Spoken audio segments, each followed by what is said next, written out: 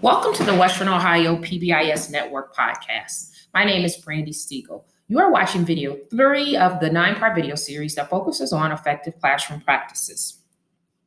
This video will focus on establishing classroom procedures and routines. In addition to establishing expectations and rules, procedures should be defined in the classroom. Procedures are the process for how things are done in non-classroom settings and in each classroom. Procedures break down rules into teachable steps that students can understand. When procedures are taught to fluency, they help students form routines to efficiently and smoothly accomplish the tasks they're being asked to do. Establishing procedures creates a vision of what a successful student looks like and what a successful student does. When students can predict events throughout their school day, they are more likely to be engaged and less likely to display problem behavior. Some examples of non-classroom settings are restrooms, cafeterias, hallways, playground, the main office, the auditorium, and the pickup and dismissal area. There are many benefits for establishing classroom procedures. First and foremost, classroom procedures increase instruction time by preventing unexpected behavior. Those procedures that you create will free teachers from correcting unexpected behavior. Procedures will improve the classroom climate. It will create shared ownership of the classroom, and procedures help students develop self-discipline. When we think about what procedures to create, we want to be very specific about all aspects of our classroom.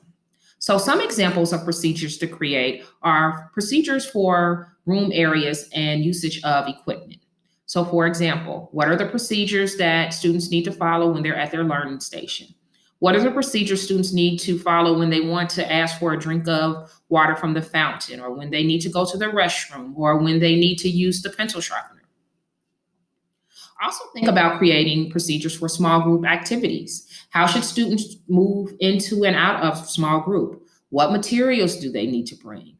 What are the expected behaviors while they're in small group with you? And what are the expected behaviors of those students that are not in small group, that may be working at another station or maybe working independently? Also consider procedures for whole group activities. How should students participate?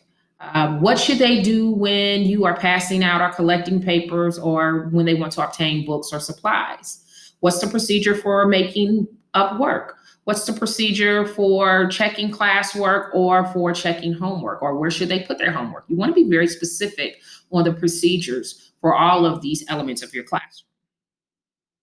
Another thing to consider are what are the procedures for independent work?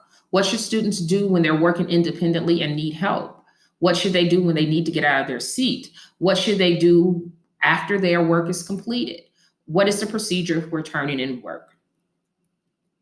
Some other procedures you want to think about is what should students do when they enter the classroom? Is there a bell assignment or a startup or warm-up activity?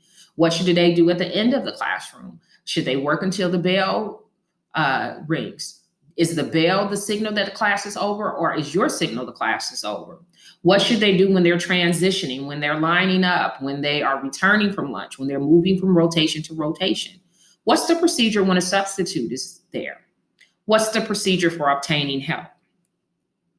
Other procedures to think about is what should students do when they want to turn their work in? What's the procedure when a student receives an office referral? What's the procedure when they need to leave your room? Do they need to grab the hall pass? Do they need to get a note? Thinking about those very specific things that we want students to do in order to be successful and be able to accomplish those expectations that we set out. Here are some examples of procedures.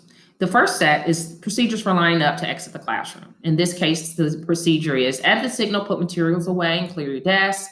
Number 2, when your roll is called, push in your chair and move quietly, walk into the doorway. 3, line up facing the door, keeping one space between each person. 4, keep hands and feet to yourself.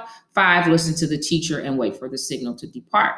As you can see, these are very explicit steps in what they need to do when they are expected to line up to the classroom. Line up to exit the classroom, I'm sorry. So independent seat work. When given the instruction to begin, get all materials out and begin within 5 seconds. Continue working until you're done. Visit quietly with the neighbor if you need help. All conversation is related to work. Raise your hand if you need help or get permission to leave your seat. When your work is finished, review and check. then turn in your finished work. It gives students a sequential steps to meet your expectations and those rules that you set, and also to be successful. Some things to think about when you are establishing procedures is one, the classroom procedures and routines should be established and posted to increase structure and predictability in the classroom. Students should be able to see those classroom procedures posted so they can refer to them. If there's a substitute teacher, that teacher should be able to look up and see those procedures that you have so that they can keep the predictability and the consistency of the school day. Classroom procedures and routines should be directly taught and practiced throughout the school year. You should teach those procedures at the beginning of the school year and then consistently reinforce those procedures daily through pre-corrects when you're asking students to do things, and also reteach those procedures anytime that students are returning from a break, a holiday break, summer break, anytime they're returning from an extended absence from the classroom. Students should receive specific positive feedback regularly when they follow classroom procedures and routines. And then students should be able to clearly describe and perform regular routines and procedures, such as entering and exiting classroom, participating in classroom transitions, accessing materials, et cetera. And they're going to be able to do this through your explicit teaching and practicing of those procedures. When procedures are taught to fluency, they help students form routines to efficiently and smoothly accomplish tasks. So in other words, the procedures will become a routine once students are fluently able to complete that activity. And that happens through explicit teaching as well as opportunities to consistently practice that. I hope this video helps. Please hit like or subscribe if this video helps, and tune in to the other videos in the series. Thank you.